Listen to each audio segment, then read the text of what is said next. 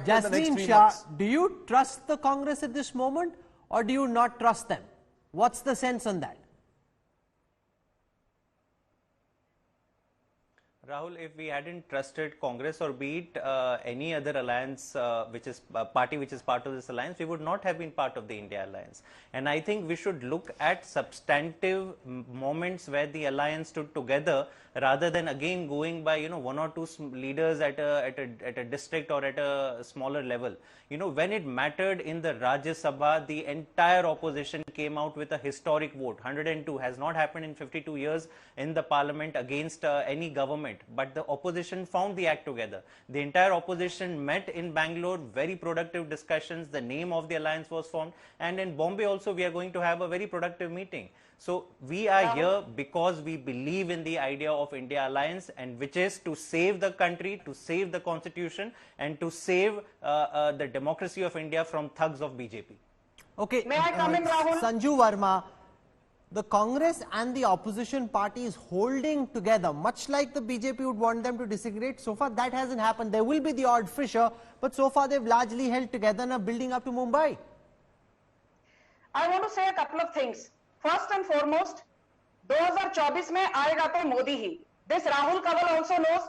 This Rajdeep Sardesai, much as he might want to not admit as much on national television, knows deep inside that there's no competition to the charisma and popularity of Prime Minister Narendra Modi. And I'll tell you a couple of things.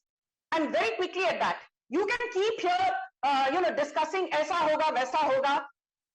Delhi का रास्ता लखनऊ से होकर जाता है. And the BJP last time in Uttar Pradesh in Lok Sabha 2019 got 49.98% vote share with 62 seats. The Congress was reduced to a measly 1 after Rahul Gandhi was booted out of Amethi. The point next to this that I again want to make is that just look at the recent elections in Tamil Nadu in 2021.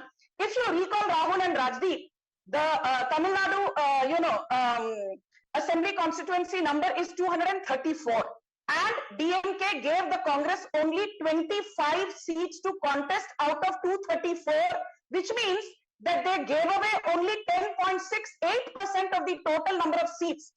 And do you think that these are the kind of people where they can't even give their alliance partner at least a respectable 20-25% seats to contest? Ye Lok Sabha mein they will allow any space to another party. And the other thing that I always say on your show, the reliability, the big R factor, be it Chandrasekhar, be it Deve Gowda, be it I.K. Gujral, all these governments fell because of one person who chose to be Brutus, and that was the Congress party. And my fourth point, somebody here spoke about inflation. It's very important for me to set the record straight. Yes, the CPI inflation in July went up to 7.44%, but equally, let us not forget that in April, the food inflation was 3.84%, May 2.91%, CPI and wholesale inflation in May was minus 1.59%, in June, minus 1.24%. And do you know, Rahul and Rajdeep, why inflation went up to 7.4% in July? The three states which contributed to the 7.4% number were Jharkhand, Tamil Nadu, and Karnataka.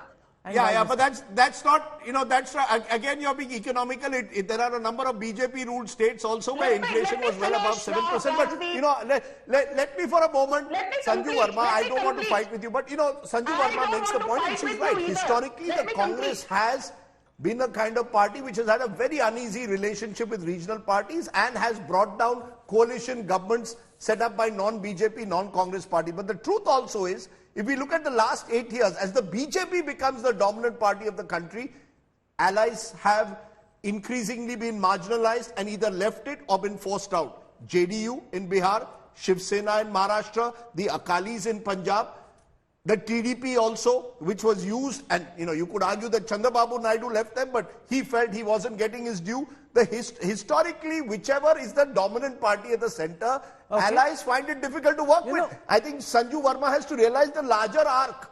Today, the BJP is the party that these smaller parties are afraid of. That they don't, that they get intimidated by. I want to tell our viewers that this is just the sea voter snap poll on the political stock exchange. The big deal is the mood of the nation, which Yashwant and his team are carrying out at this time, which will be out next week.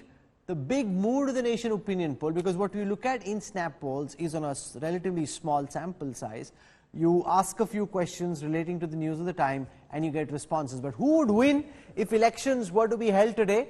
Those responses are currently being processed. Yashwant, do you want to give our viewers a sneak peek of what to expect, or do you want them to wait till next week?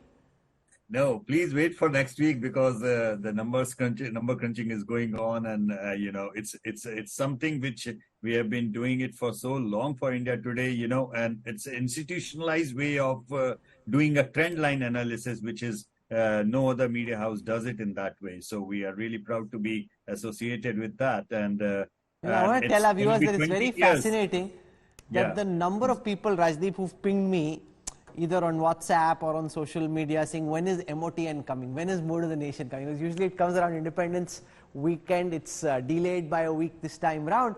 But everybody is very curious. Kab aa raha hai? Number what happened? Because also, Rahul, I think what has happened, let's be also clear. If you looked at the early part of the year, the BJP was completely dominant. 2022 was a great year for the BJP electorally. Despite the slight setback in Himachal, the rest of the country, they were sweeping. Come 2023, they've lost Karnataka, and India Alliance has come up. Manipur, Sanju Verma may not like it, but has been a debacle in terms of the BJP in perception. Northeast, an area where the BJP traditionally was seen to have done so much for. Manipur has again bust the double engine sort of theory.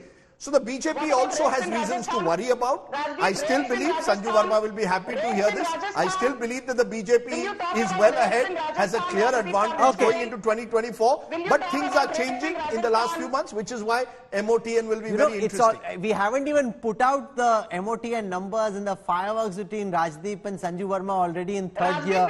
They'll be in fifth gear by next week, and it will be fascinating. So you can already see from the wry smiles on the face of Aishwarya Mahadev and Jasmine Shah, this will be an exciting week. We're processing the numbers. Please don't call or message Rajdeep or me beforehand. We can't do a sideshow and let you know what the numbers are. You will have to wait for the official broadcast of the Mood of the Nation here on India Today, when we put out the numbers on who would win a general election if it were to be held today.